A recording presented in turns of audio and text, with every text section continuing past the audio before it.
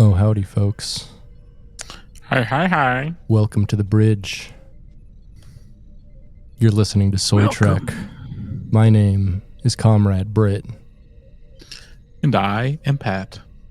And we're just a couple of working class Marxists existing in a hellscape of America on opposite ends of America. Different coasts. Coast to coast, PM. That's what we are. Coast to coast, DP. Coast to coast, BBC, you know what I'm saying? Get a super long dong across the coast, unite America with that BBC.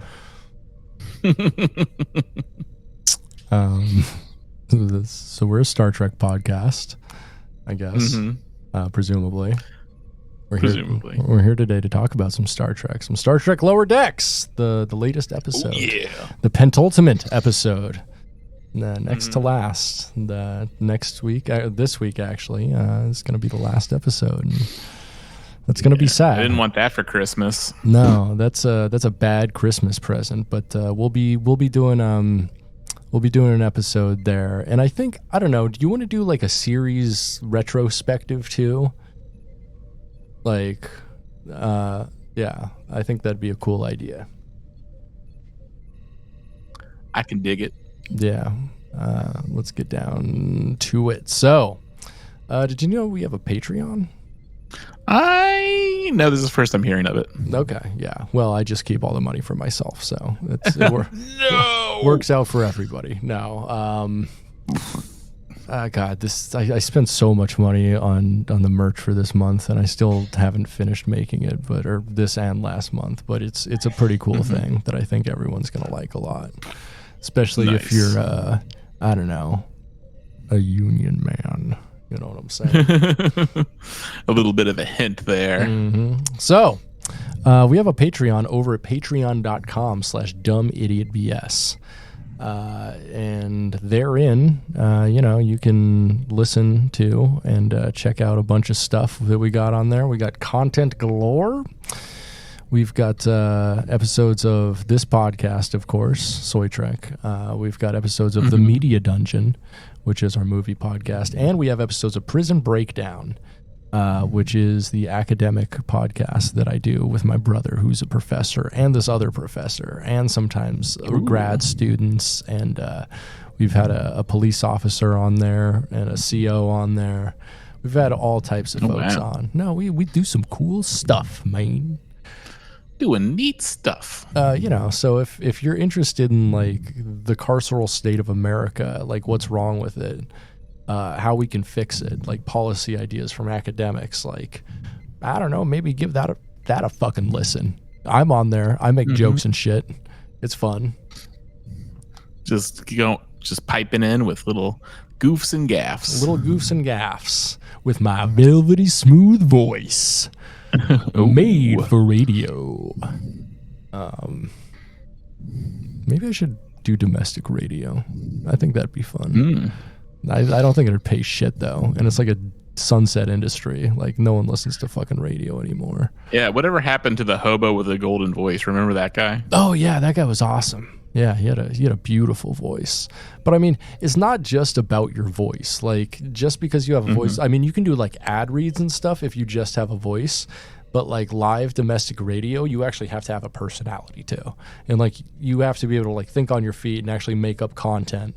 You know, because you can't just play music the whole time. That's why they hired you. You're required to do a certain amount of time. I think it's usually like 12 to 15 minutes per hour of just talking, which, you know, seems like it's not a lot. But if you don't have anything to really say or you don't have anything written, sometimes it's a little difficult. I mean, you can always take calls and stuff like that. But like filling airtime with just yourself talking and keeping people engaged, that's difficult. Like, for the last episodes of Getting Head of Bucket Casts, Spencer left. And so I did like 6 episodes or something, like just by myself. And so I did just like all the segments by myself and talked to myself and made jokes with myself. And, you know, it was kind of fun, but it was like hard work. And it was like mentally taxing, you know?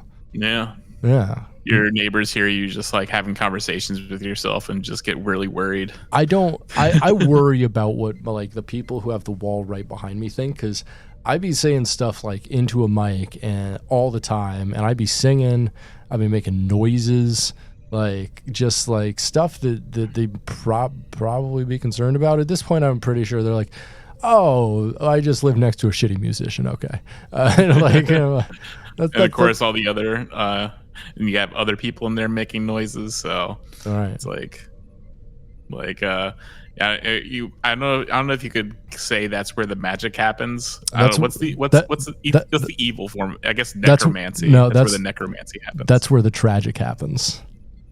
That's where the tragic happens. Yeah, I think. Oh. Yeah, that's actually I've used that one before. I actually have that line like in my pocket. I really like that's where the tragic happens. Yeah. So we do have a Patreon, by the way, which is what we were talking about before this. Patreon.com/dumbidiotbs. You can listen to episodes of all of our podcasts and also our defunct podcast that we did for a while. You know, sometimes as long as like 3 years, like Getting Head of Bucket Cast. We also have My Wife and Dumb Idiot Bullshit. You know, yeah, we've got all sorts of content. We've got video and stuff way in the back. But you can just go check it out, see for yourself. You get a lot of cool like benefits. Like you get to vote on what we watch either on this podcast or on our movie podcast. For $5 a month, we give you a shout out and say thank you to people just like, and this is going to be read in the voice of, actually, you know what? We're going to go with this. Nathan G. Papa Poison, Awful Star Trek Drawings, Jose Martinez, Abe Siciliano, Robert Galito, Asher Pliskin, Ethan Adams, Iggy, Abigail Simpson, Vinny Gursky, Jordan, Kyle Simmons, Nick Savar, Shane Sawyer, Anthony Cabrera, Seth, Bill McCavity, Danny, Dylan Lance, Jordan Hale, Elizabeth Earl,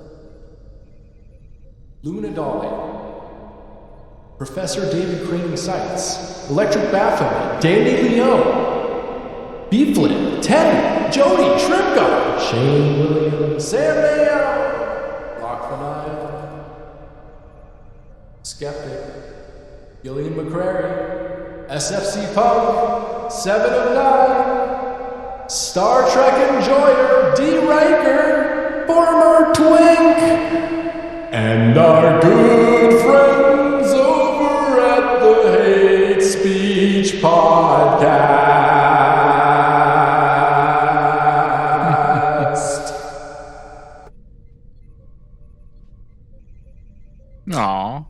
welcome.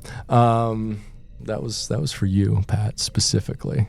That's what I call my cavern motivational speech.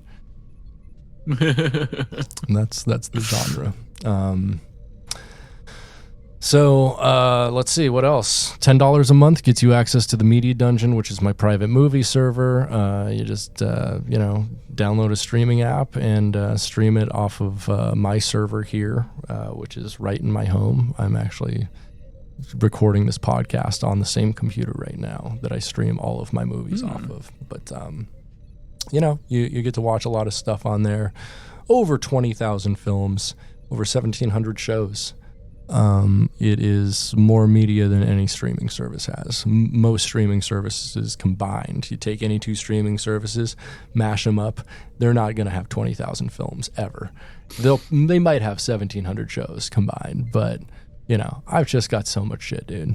I've got so much shit. You've seen it. You've seen it. It's rad. It's rad, the stuff I find. But I know if ever I'm just like, ooh, I want to watch that movie, just go right there. Yeah, that's. I mean, it's if you're wanting to like get rid of a couple streaming services, because I know people who have like 5-6 streaming services, and they start using the server. It's $10 a month, and you get access to a lot of other shit. But been watching the new season of Silo on there. Mm-hmm. Well, I think I need to get the newest episode. I need to get the newest episode of Prophecy as well, Dune Prophecy, I think. I haven't watched that yet. I hear mixed reviews. It's all right. I watched the first episode and it was all right. I want to see where it goes. Who knows? But for that's $10 a month, and you can probably delete fucking 3 of your streaming subscriptions just with what I got on there. And you can always ask me for things too, and I'll find them and put them up. It's fun. $20 a month gets you access to merch. I send out merch once a month or so. Sometimes I'll combine a couple months if stuff is kind of expensive, but $20 a month. You get a mail package every month. $20 of fucking merch. That's pretty sick, right? That is fucking sick. You can always have like fresh clothes. Fresh clothes or stickers. We did stickers a couple months ago. Yeah, that's true. That's true. It's like, man, that's good. Yeah, I need to make a new shirt design specifically for the. You could do where this is where the tragic happens. This is where the tragic happens. And then just with an arrow pointing down. Yeah. I like that, actually. That's why I really like this obscure Canadian comic called Space Moose. And Space Moose sold t-shirts that said, "I'm with Flaccid," with an arrow pointing down. That's pretty cool. That's a good idea. Good for him. And he wore a Star Trek shirt. I'll put out the... Oh, nice. Hell yeah. So, what are we doing? We're watching some Star Trek. Oh, yeah. Patreon.com/dumbidbs. Go check it out, please. We love your support.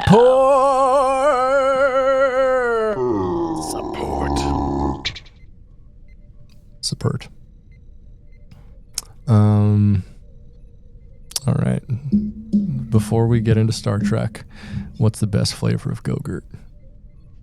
Have you tried like the Starburst Go-Gurt? You do know I'm vegan. And I haven't had Go-Gurt in 30 years, I think. Did Go-Gurt exist 30 years ago? Probably not. I don't think it did. Nah, I think that was like a late '90s invention. I've ever had Go-Gurt, honestly. Oh, I guess it was maybe it was 30 years ago. Jesus, when did Go-Gurt come out? Oh, 97. So yeah, 2020. Oh. Jesus Christ, I remember Go-Gurt coming out. I'm old as fuck. I don't think I've actually ever had Go-Gurt in my life. Yeah. I've had yogurt, but I'm an old fashioned kind of guy. I think yogurt should be eaten with a spoon. Eating it without anything else, that's heresy. Why? Out of a tube. You don't have to wash a spoon, and it's the same amount of plastic that they're not going to recycle anyway. They slice your mouth open on those things. How would you know? You've never tried it, you said. But it's the same concept as the the ice pops. Well, and those ice pops. You've never. And those slice slice your mouth when you eat them. No, they don't. Yeah, they do. They slice your mouth open. They don't slice your mouth open. I think you just got dry ass lips, Pat. I think you're blaming something on something else. I think you need to moisturize. You put the ice pop in your mouth, and then it just either ends basically a razor blade and just slices your cheeks open on the sides. Okay. Yeah. Okay. That's probably why I never had Go-Gurt. I was just like, no, I've been burned too many times by Otter Pops and shit. I'm not slicing the inside of my mouth open. I'm gonna put that on your tombstone. I've been burned too many times by Otter Pops. What does that even mean? That's the devil's work. Yeah. Otter Pops are a tool of the devil. Yeah, I'm not a fan of Otter Pops. Although, you know what I am a fan of? Pedialyte makes an Otter Pop of their own, and they're way better than Otter Pops, and they're way more flavorful, and they keep consistent flavor a lot better. And the Pedialyte has whey in it. No, what? It has a milk derivative in it. Yeah. No shit, that sucks. You can't. I found that out. They do have they do have a vegan Pedialyte thing though, because we had it at the co-op. I remember. Yeah, so vegan. People are stomping around in my building. That's cool. I don't know if you can pick any of that up. No, it's pretty cool. I like that. I can, it's a good mic. It's a good mic. It's a good mic. Yeah, it's a good directional mic. Doesn't pick up too much unless you're doing something like reverb. It just sounds like people are falling down the stairs. Oh, maybe people are falling down the stairs. Maybe people are getting pushed down the stairs. God, I hope so. Yeah. I live next to a Frankenstein monster. This building could use some more people getting pushed down the stairs. Very, very kind of you. All right, so you want to talk about some Star Trek? Let's talk about some Star Trek. Let's get into some motherfucking Star Trek. So today we are watching the penultimate episode of Star Trek Lower Decks. This week we got the second last episode, which sucks. Get to see the end of it. But Star Trek's Lower Decks Season 5, Episode 9, Fissure Quest, first aired on December 12th, 2024. It is the 48th of 49 episodes produced in Lower Decks so far, and the 947th episode of Star Trek overall. This one was written by one Lauren McGuire, and this is their first and only episode of the series, and was formerly a writer for Wrecked and Bless the Hearts. And they have to be a Trekkie, I think. There's no way they're not a big Trekkie. This one had too many references to not incredible references. Yeah. It was all references. And it was also an interesting meta commentary on something that all series now are totally guilty of, but basically it's something that some executive and at a shadowy table just you know what, everyone's obsessed with what we need every single show to have a multiverse, right? We need multiverse. If it's not a multiverse, it's a legacy sequel. That's all they can do anymore, is a multiverse or a legacy sequel. And then independent films are now just pretty much horror films. Yes. Yeah.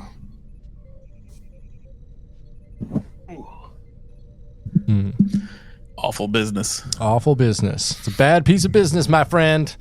So the director of this episode, Fissure Quest, was Brandon Williams, who is a storyboard artist for Lower Decks, and this is their first episode directing. They've also worked on Solar Opposites for most of its run, Mike McMahon's other show. So, and they're in the art department. So let's jump into it. So interestingly, we have two first-timers on this episode, and it's the penultimate episode. And so they kind of took a big risk there, but like this is like good. But we'll get into it. So, yeah. So we open on the lower deckers sitting at a bar, and Rutherford is doing repairs on his augment, like his eyepiece. He's trying to connect to the Cerritos systems when something goes wrong, and his eye shoots a plasma ray at Boimler, who now has a respectable beard. It's mentioned that Bradward is the last Boimler after the untimely death of Will Boimler, but Tendi says people come back all the time, like Shax, who exploded but is now back and he's being violent with his dinner.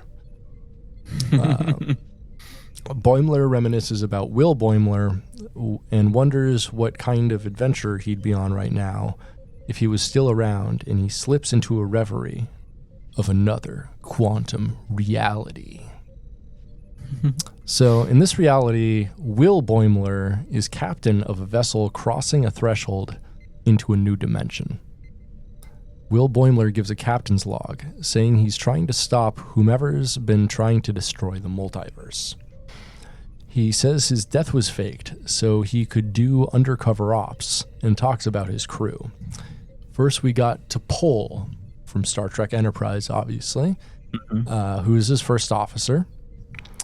We got Curzon Dax, who is his tactical officer. Not Jadzia, not Ezri, but Curzon. So we get like Curzon, I think, in their first like speaking role. Did he speak when we like saw him briefly? Can't remember if he ever spoke. I know there was like, Curzon Odo that talked a lot. Right. But yeah. Yeah, I can't remember if there was a Curzon speaking part. Yeah, I think they just showed his dead body. I don't know who played right? Curzon in this. So Curzon Dax is the tactical officer. We've got Elim Garrick, who is the ship's doctor, and his husband, an emergency medical hologram based on Julian Bashir. So they fully shipped Gashir, which I do appreciate. I hail the writer of this episode for that decision. Oh, it was Fred Tatasciore as Curzon. Oh, interesting. The guy who does Shax. Oh, that makes sense. Yeah. That makes sense because he did have that kind of gruff voice. Yeah. I was thinking during that, like, wow, he is doing a Shax, like an old badass guy. Yeah. So at this point, I was just like, this rocks. I don't care that they're like doing a multiverse kind of episode, because I'm into whatever they're doing, because they're like gaying up Star Trek in a way that everyone knows Star Trek was gay. Yeah. And, it addresses like kind of some of my favorite characters. Like, I love the legend of Curzon Dax, old man. Old man Curzon Dax is a fucking legend. Like, both with like Captain, obviously anyone Cisco fucking goes to bat for is a baller. But if you're like best friends with Cisco and the Klingons before like fucking he starts rolling deep with the Klingons, that's pretty fucking sick, dog. And he was a pussy hound. Oh yeah, he was. He and Martok fucking smashed some gash, brother. They was smashing all kinds. Yeah, so everyone on the ship is from different realities, but they're a solid team. T'Pol reads a Starfleet escape pod and one life sign in it, and Captain Boimler asks if it's Neelix with a crew cut or a really big Spock. I enjoyed that joke a lot. But it's Harry Kim, and Will is not surprised since most of the crew is comprised of different Harry Kims from different realities. Captain Boimler says he's sick of the fucking multiverse.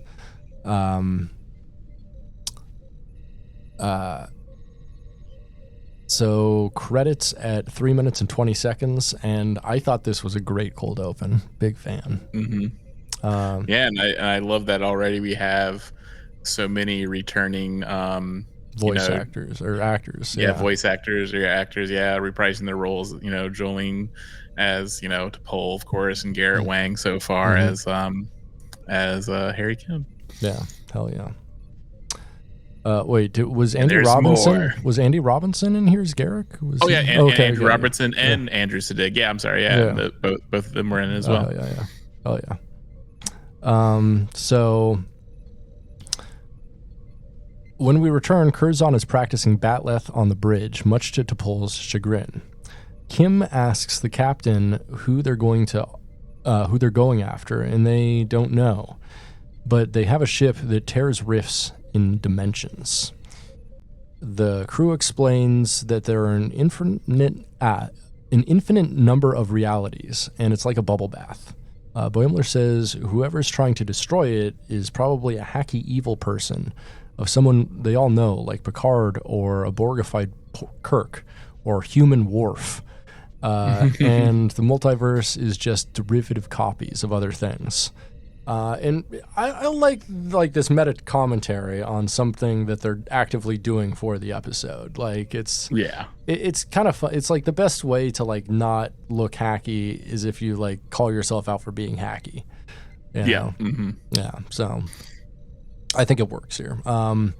In a corridor, Curzon is talking to Kim, the new Harry Kim. And he asks about Garrick and Bashir, who are from different realities, and apparently they brag a bunch about how statistically unlikely their marriage is. New Harry Kim comes into the room of all the other Harry Kims, and they greet him warmly and ask if his Voyager got back, and it did, and then notice that he has 2 pips, and he's a lieutenant. All the rest of them are still ensigns. Over with Garrick and Bashir, they talk about O'Brien. Then Garrick throws out his shoulder, but Bashir accuses Garrick of thinking he's presuming they're going to live in his reality. And then he gets really mad and turns himself off. So they're having a little lover's spat. How do you think it is to fuck a hologram? Do you think it feels the same? Do you think it's warm? Well, I mean, pretty much everyone does already on Star Trek. Like, so I imagine it does feel similar. That's true. Man, that really brings up the question like of consent, especially since we know like Moriarty and shit like can like gain sentience. So the AI can become sentient, and like at what point, like, I mean, is it like absolutely assault? Like, at what point of like? I mean, yeah, it's like almost like at a certain point, like, does it fall into, like, if they don't have sentience, does it fall into like the category of just being like, oh, it's a real doll, but I'm guessing like, like an EMH can consent because he's basically is actual genuine artificial intelligence. But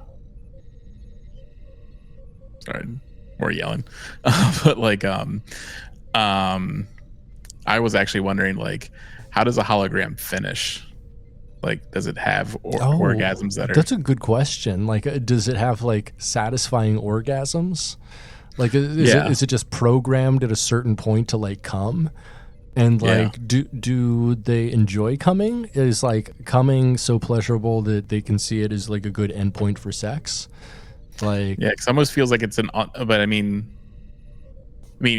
that's the thing. Like, it's something you can control, but it's like also something that's kind of beyond your control. It's in a way. So it's just like, but then again, it's almost like emotions as well. You can have a cap on your emotions, but not always. I was just kind of just thinking about that, and like, how do they decide to reach that climax as a computer program?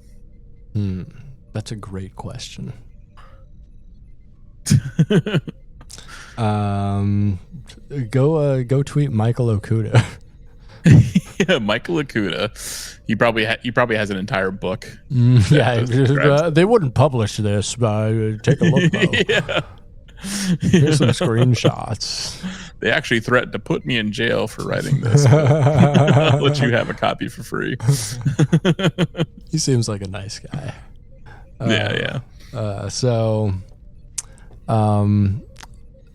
The ship comes through the rift to repair itself when a Starfleet ship comes hurling through.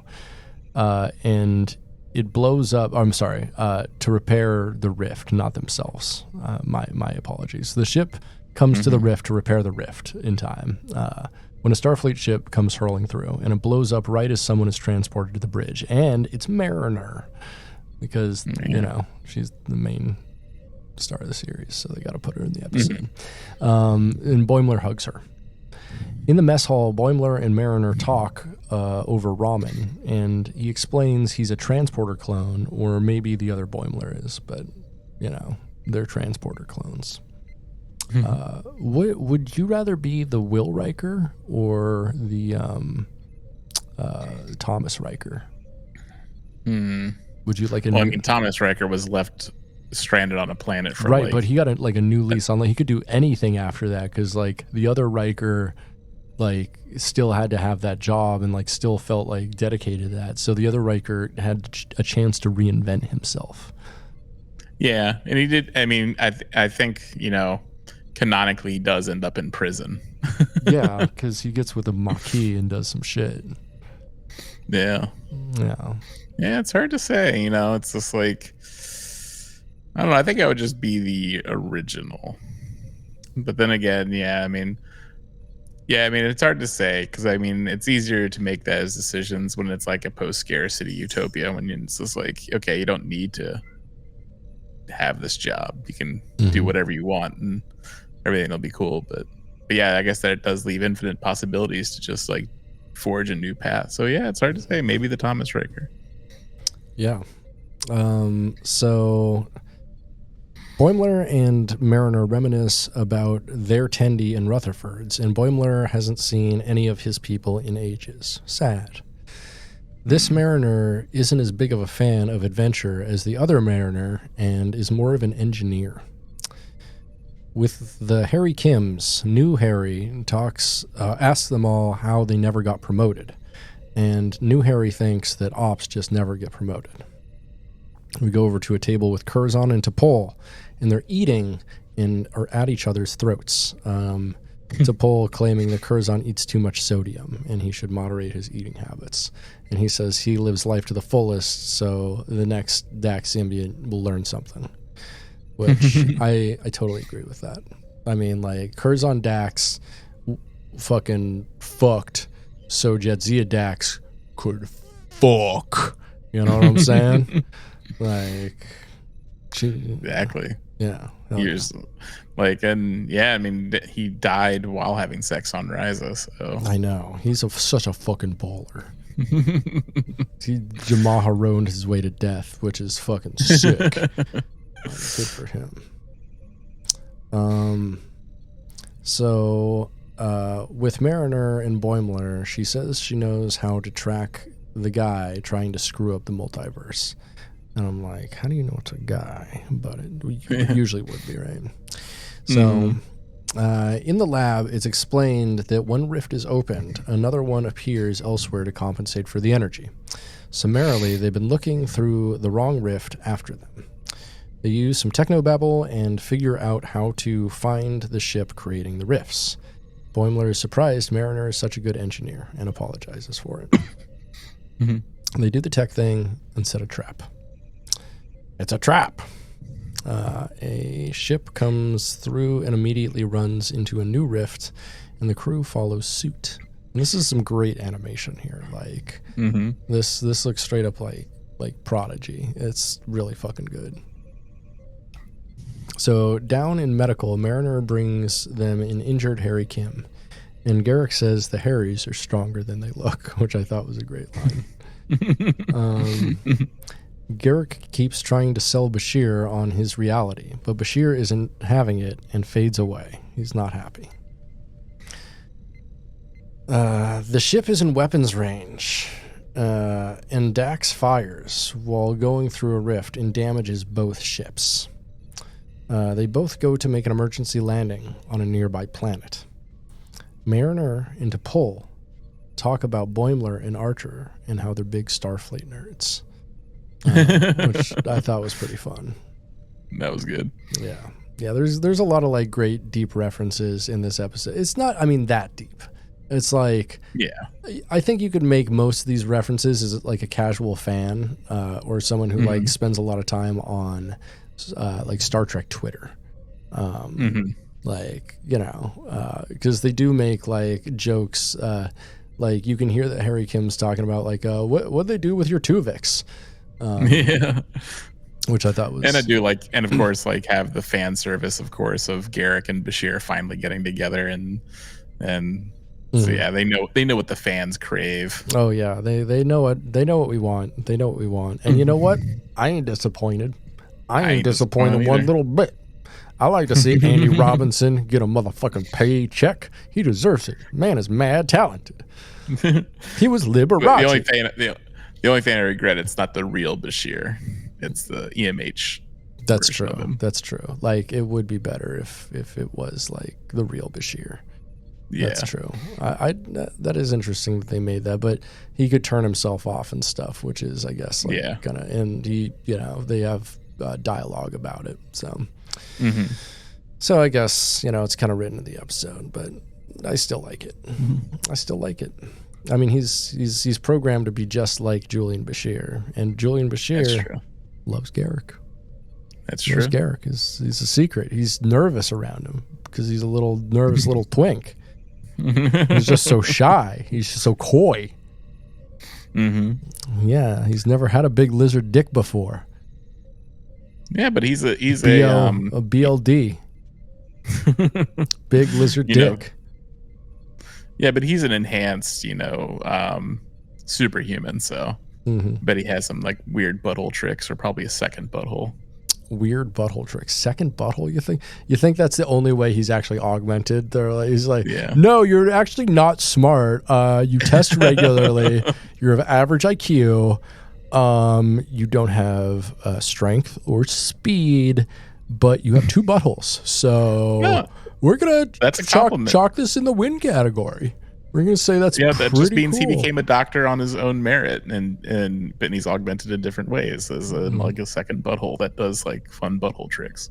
Fun butthole trick. Yeah, you like puts a cherry stem in there and ties a knot and pulls it out. It goes in one butthole and then comes out the other one completely tied. It comes out the other one a whole cherry.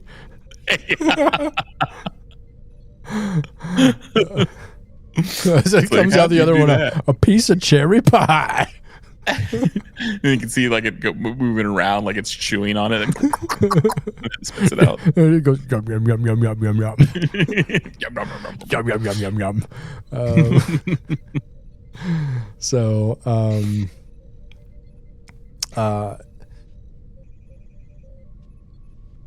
on the planet, Curzon, T'Pol, Boimler, Mariner, they're all checking things out and looking for other ships, the other ship, and it's a bog planet, and Mariner hates bog planets. Suddenly they meet an alien, and it kind of looks like a giant moopsie. It's real cute, and it's wearing like a scarf and stuff. And it's one of the axolotl. They went to that planet in a previous episode. Yeah, I forget the Quangans or something like that. Yeah, something. Quamons. So they meet one of them, and it appears cute, but the crew starts getting dragged into the bog, and they start attacking them. So next, they're in a brig, in a jail cell together, and they meet some other humans who say their attack was unprovoked, and one of them looks pretty familiar.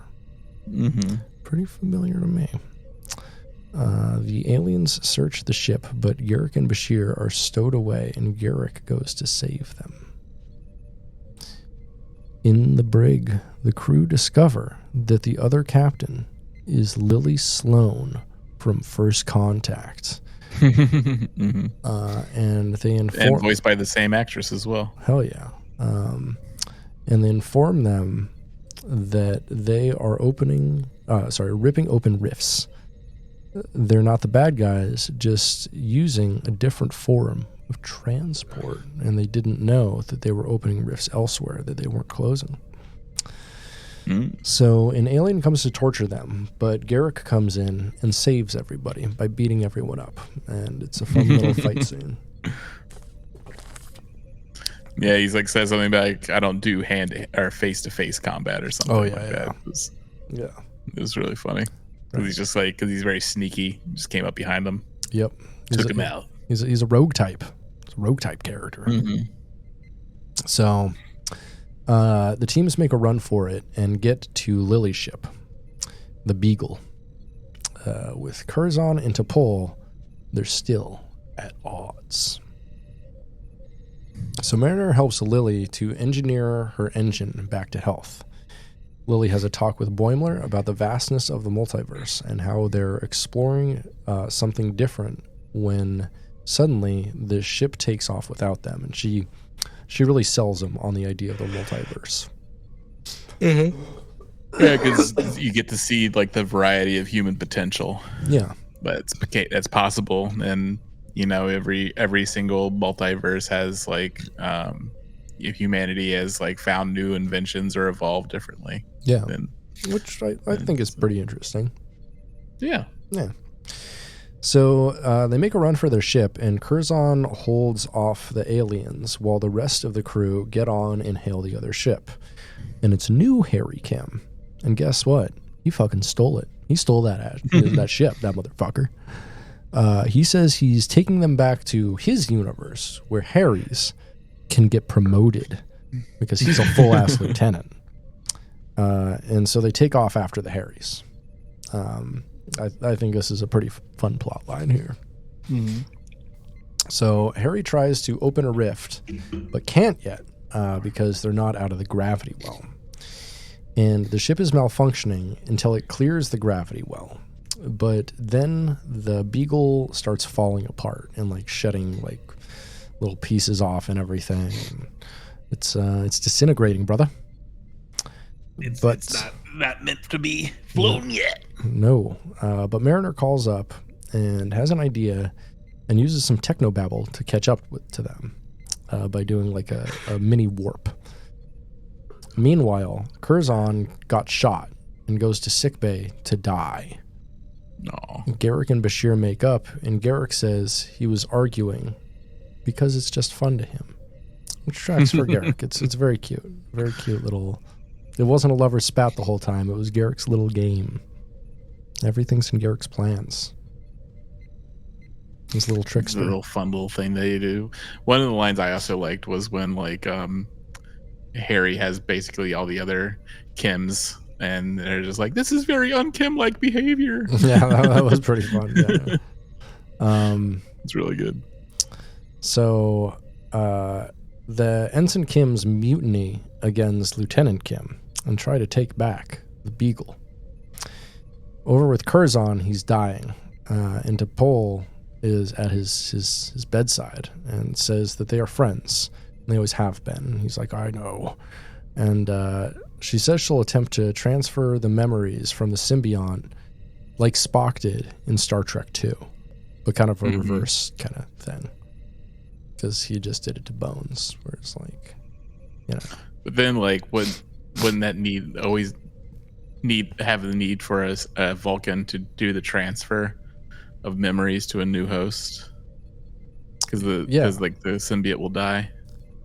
Yeah, the symbiote will die. So that's true. So I guess, I don't know, because I guess they'd have to transfer to like one of the worm things.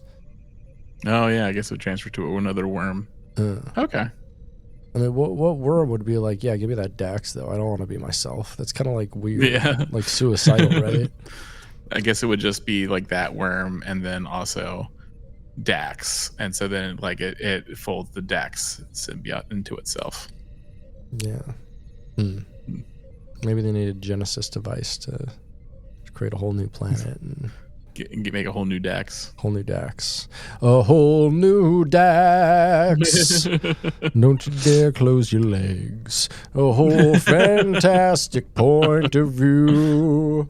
I'm going to shoot my load and fucking blow. All my fucking come out. A whole new Dax. What are we doing?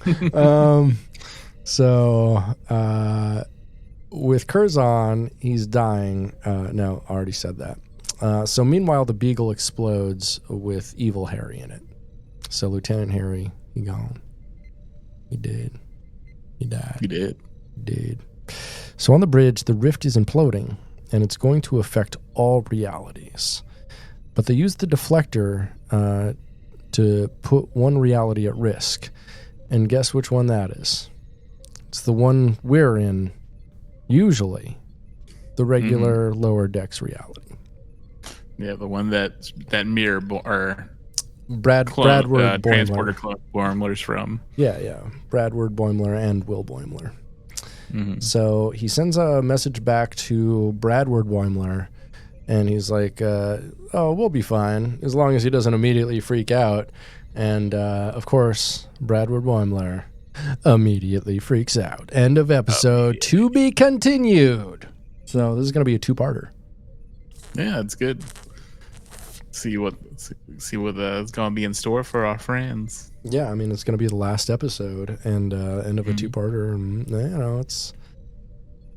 it's fun. I really like this episode. What'd you think? No, I really enjoyed it. I had a lot of my favorite characters from Star Trek, T'Pol, Curzon, of course, Elam, Garrick, Bashir. Love all those guys. Yeah. Of course, Harry Kim. We all love Harry Kim. Mm-hmm. So yeah, it was nice that they got to have second to last episode. We got to have a huge blowout of guest stars. Hell yeah, we love to see it. And it was some of my favorite characters from all series. I love T'Pol. I love Garrick. I love Bashir. I love everybody. Love Curzon. Curzon was a fun addition, and some pretty deep lore. Curzon is not a character really that you can reference and many people reference, but I love Curzon. His lore is sick as fuck. Everything you hear about him, you're like, damn, that dude was a baller. The episode Dax where they talk about him and how he died fucking, and that rules. He's a legend. Genius. He's a fucking legend. Yeah, Legend with the Klingons. Awesome. Best friend to Benjamin Sisko. That rules. Everyone loves Ben Sisko. He's the best dad. Good captain. Love him. Yeah. So that was great. 8 out of 10. Great episode. Really liked it. Yeah, I agree. I kind of really want to rewatch it too because I just really enjoyed it. So might do that. After it all ends, might just go back and do a full series rewatch. After it all ends, I'm gonna end myself. Mm-hmm. No, I'm not gonna do that. That'd be a really dumb reason to commit suicide. Just leave a note Lower Decks is over. I'm over. I've been canceled. This is my last episode. Bring it back. It's going to be the 13th reason why. Star Trek 13 Reasons Why. And all 13 of those reasons, Star Trek Picard. Star Trek 31 Sections Why. Oh, yeah. Shit, that comes out next month. We get to review that. Man. Yeah, it does. Yeah, but starting next week, after we do the finale, we're going to go back to having people vote on our episodes. So that's going to be fun. Boy. Yeah, or we can choose ones if we want, Get some voting. Yeah, there's still episodes we haven't watched. Like, yeah. Oh God, yeah. I mean, yeah, there's so many. Yeah, we've only watched like a couple hundred episodes of Star Trek. Yeah, maybe I don't know, maybe like 150. Like we've watched a bunch of episodes of Star Trek on this program. Yeah, we did. Yeah, we almost did all of the TAS episodes. Yeah. We haven't done too much TOS episodes. Yeah, we need to get back on the TAS. Maybe we'll do that. I really liked the TAS episodes. They're way easier to do synopses for because like not a whole lot's going on. It's all like time filling and like giant Spock and dumb bullshit like that. Like TAS is fun. I'm actually a fan of TAS. I'd say like I like it almost as much as some Star Trek. Like I don't know, it's pretty fun. Yeah, it was good stuff. Get to see Eric's, you know, cat girl. Yeah, cat lady. Fuck yeah. Fucking, yeah. Forget her name. I used to know it because I made memes about her. Yeah. I'm horny for her. Kim, not Killer.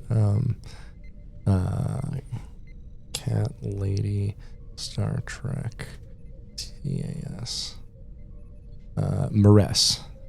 Maress. I was going. I'm a cat, Maress. I want to suck your dick, Maress. I promise my tongue doesn't.